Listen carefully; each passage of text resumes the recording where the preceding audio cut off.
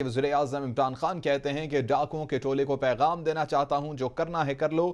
عمران خان کے ڈر سے سارے چور ایک دوسرے سے مل رہے ہیں۔ وزیر اعظم عمران خان کہتے ہیں کہ چوروں کا ٹولہ اکٹھا ہوا ہے، ان کی کھانسی کا علاج بھی بیرون ملک ہوتا تھا۔ وزیر اعظم کہتے ہیں کہ جب دیکھو کوئی چیک اپ کے لیے لندن یا امریکہ جا رہا ہے، 20 سال پہلے دونوں ایک دوسرے کو چور کہتے تھے، کیا کبھی ان چوروں نے عام آدمی کا سوچا کہ یہ بھی ہماری ذمہ داری ہے؟ وزیر اعظم عمران خان کی جانب سے کہا گیا کہ زرداری کو دوبارہ تحریک انصاف نے جیل میں نہیں ڈالا۔ وزیر اعظم عمران خان کہتے ہیں کہ زرداری کا پیٹ پھاڑ کر پی ٹی آئی نے پیسہ نہیں نکالنا تھا۔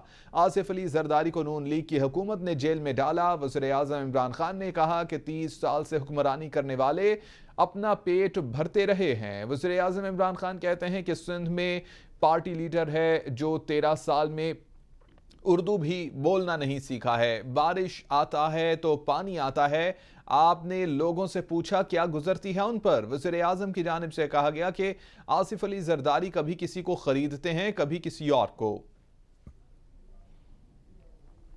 آج سارے چور اکٹھے ہوئے ہیں، یہ جو سارے چوروں کا ٹولہ بھی اکٹھا ہوا ہے، ان کی کھانسی کا علاج بھی باہر ہوتا تھا۔ پچھلے 30 سال سے دیکھیں، جب دیکھو تو جی وہ چیک اپ کے لیے لندن جا رہا ہے، جب کوئی سنو تو جی اس کا پر علاج ہو رہا ہے وہاں لندن میں، کبھی وہ امریکہ جا رہا ہے، کھانسی ہے تو دبئی جا رہا ہے۔ ان کو کیا پتا کہ پاکستان کی عوام کی کیا مشکلات کا سامنا کرنا پڑتا تھا۔ 20 سال پہلے دونوں گالیاں ایک دوسرے کو چور کہتے تھے۔ زرداری کو جیل یہ نون لیگ نے ڈالا تھا۔ یہ یاد رکھیں کہ تحریک انصاف نے 2 دفعہ زرداری کو جیل میں نہیں ڈالا تھا۔ اس کا پیٹ پھاڑ کے پیسہ کس نے نکالنا تھا؟ تحریک انصاف نے نہیں نکالنا تھا۔ کبھی انہوں نے سوچا کہ عام آدمی کے لیے ہم نے ہماری ذمہ داری ہے عام آدمی۔ سندھ کے اندر ایک پارٹی کا لیڈر ہے، 13.5 سال ہو گئے، اردو بھی نہیں صحیح طرح بولنی آتی، بارش ہوتا ہے تو پانی آتا ہے، تو وہ کہتا ہے کہ ہم پیسے نہیں خرچ کریں گے ہیلتھ انشورنس پہ، ہم ہسپتالوں پہ پیسے خرچ کریں گے۔ تو مجھے یہ بتائیں کہ 13.5 سال سے روکا کس سے آپ کو؟ آپ ابھی بارش آتی ہے تو پانی آتا ہے، آپ کو پتہ ہے کہ لوگوں کی حالات کیا ہے؟ آپ کبھی گاؤں میں گئے ہیں لوگوں کے؟ پوچھا لوگوں اس کے اوپر کیا گزرتی ہے؟ زرداری صاحب وہ چیک بک چوری کے پیسے سے آ گیا لوگوں کو خریدنے کے لیے۔ یہ جو 2 چور، یہ بڑے بڑے ڈاکو جو لوٹ رہے تھے، میں نے 25 سال پہلے جہاد ان کے خلاف شروع۔ وزیر اعظم عمران خان نے فیصل آباد میں صحت کارڈ کا اجرا کر دیا ہے۔ وزیر اعظم عمران خان نے فیصل آباد میں صحت کارڈ تقسیم کیے۔ کسی صوبے کے لیے 400 ارب ہیلتھ انشورنس میں لگانا آسان نہیں۔ وزیر اعظم نے کہا کہ صحت کے شعبے میں اتنی بڑی رقم خرچ کرنا آسان نہیں۔ وزیر اعظم نے کہا کہ صحت کارڈ ریاست مدینہ کی طرف پہلا قدم ہے۔ غریب کے علاج کی ذمہ داری ریاست نے کبھی نہیں لی تھی۔ ماضی میں کسی نے غریب کا نہیں سوچا اور غریب کے علاج کی ذمہ داری ریاست نے کبھی نہیں لی تھی۔ وزیر اعظم نے کہا کہ پاکستان نے اسلامی فلاحی ریاست بننا تھا جس کا خواب علامہ اقبال نے دیکھا۔ وزیر اعظم کہتے ہیں کہ بھارت میں مسلمانوں کو بہت سی مشکلات کا سامنا کرنا پڑ رہا ہے۔ نہیں ہے کسی صوبے کے لیے کہ 400 ارب روپیہ وہ ایک پروجیکٹ ہیلتھ انشورنس کی طرف لگائے۔ یہ جو ہمارا سفر ہے ریاست مدینہ کے اصولوں کے اوپر پاکستان کو اٹھانے کا، ایک بہت بڑا قدم اس راستے کی طرف لیا گیا ہے۔ جس طرف ہمارا ملک گیا ہے، یہ تو اگر آپ کے پاس پیسے ہیں تو اپنا علاج کروا سکتے ہیں، غریب آدمی کے لیے تو اس کی پہنچ سے باہر ہے۔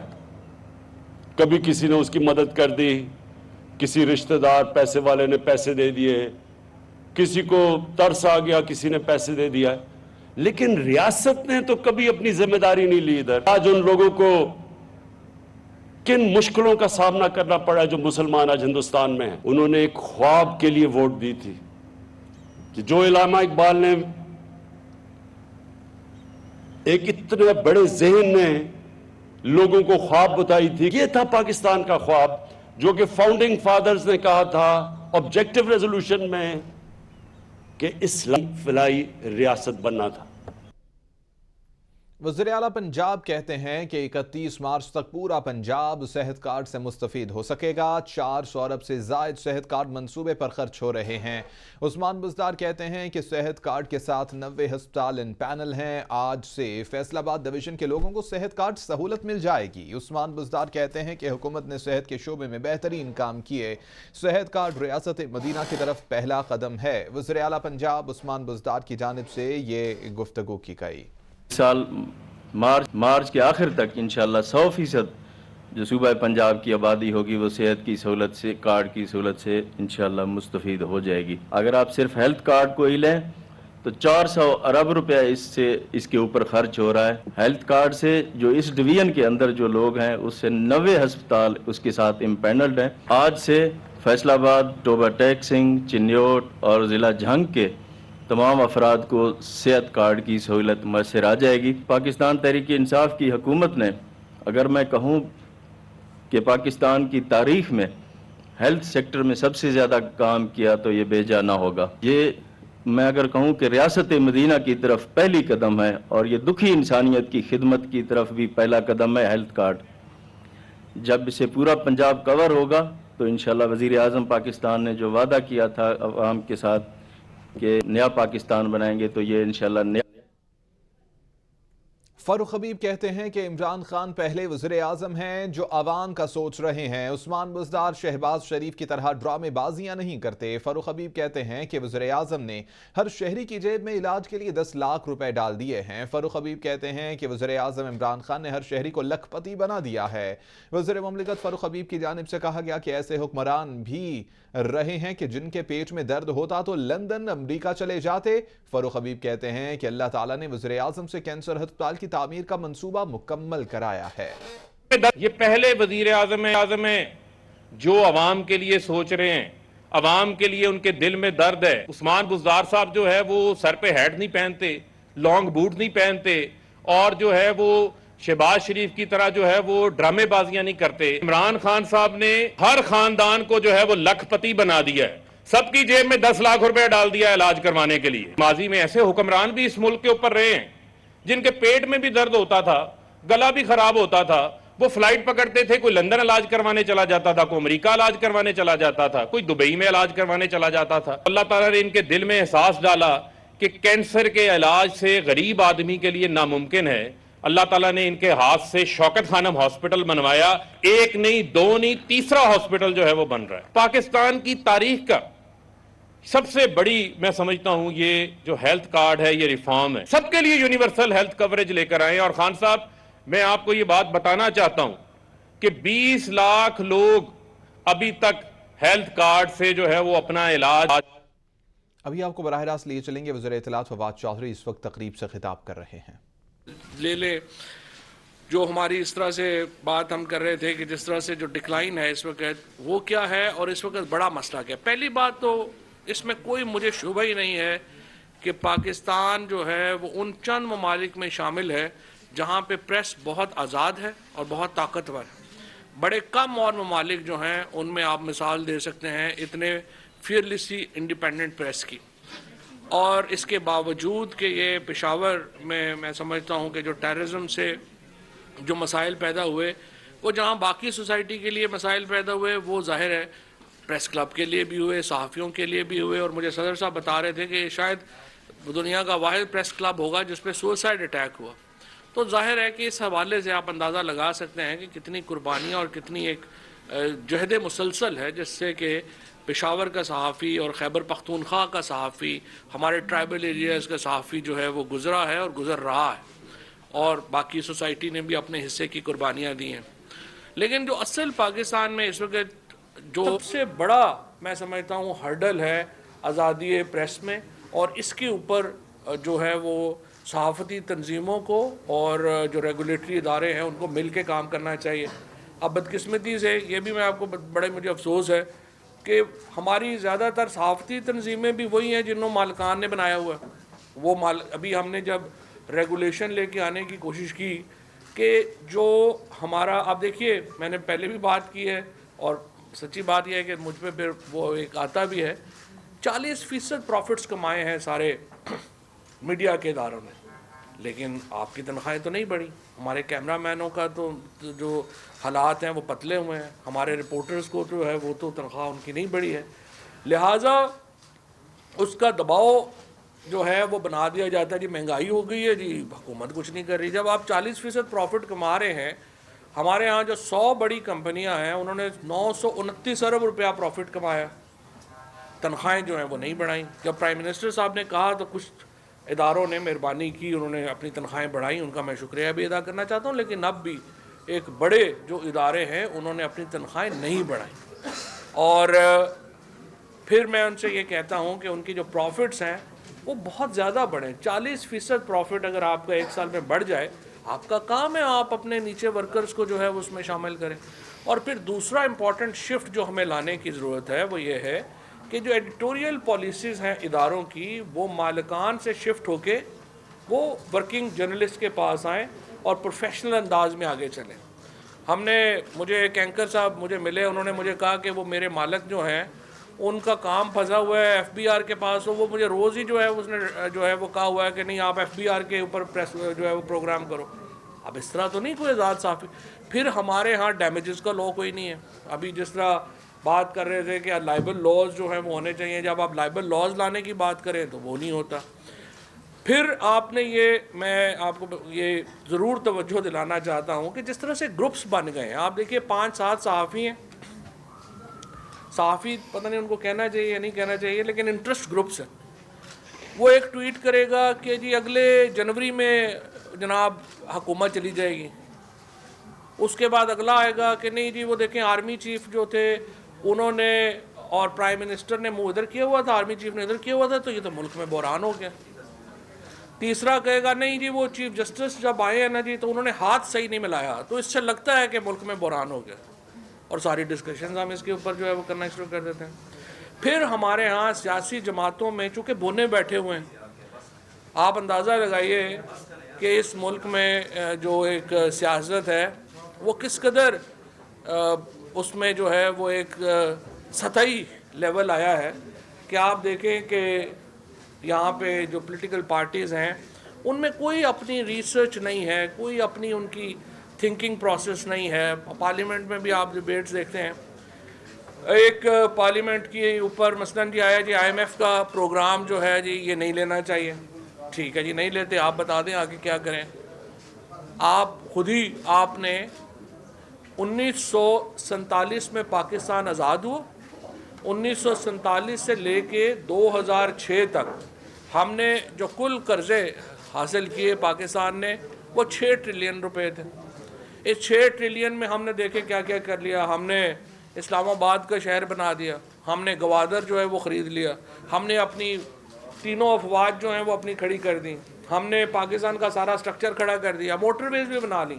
یہ سارا کچھ ہم نے 6 ٹریلین میں کیا. 2008 میں زرداری صاحب ماشاءاللہ وارد ہوئے اور پھر اس کے بعد ہمارے پاس نواز شریف صاحب آئے. 10 سالوں میں یہ جو ڈیکیڈ آف ڈارکنیس تھا اس میں ہم نے کتنا قرضہ لیا. 1947 سے لے کے 2008 تک ہمارا قرضہ تھا 6 ٹریلین. 2008 سے 2018 تک ہم نے کتنا قرضہ لیا, 23 ٹریلین. اب آپ مجھے بتائیں اس 23 ٹریلین میں ہم نے کیا کیا. اب جب قرضے اتارنے کے لیے آپ کیا کریں گے, آپ قرضہ لیں گے. آپ ادھر سے قرضہ تھوڑا سستا قرضہ لیتے ہیں اور مہنگا قرضہ اتارتے ہیں. یہ جو ہے وہ سارے کا سارا معاملہ چل رہا ہے. اور اس کے اوپر یہ تو اللہ کا شکر ہے کہ پاکستان میں عمران خان کی صورت میں ایک تھرڈ پارٹی ابھری, اور اس میں کریڈٹ دینا چاہتا ہوں خیبر پختونخوا صوبے کو. اور خیبر پختونخوا نے پاکستان میں جو سیاسی تبدیلی ہے اس کو لیڈ کیا. پہلی دفعہ نہیں لیڈ کیا, 1947 میں اگر جو آپ قائد اعظم کی اس موومنٹ کو لبیک نہ کہتے تو آج پاکستان نہ ہوتا. سو پاکستان کی جو موومنٹ ہے اس کو آپ نے لیڈ کیا. اس وقت سرحد تھا, آج اسی سرحد کا نام جو ہے وہ خیبر پختونخوا ہوا.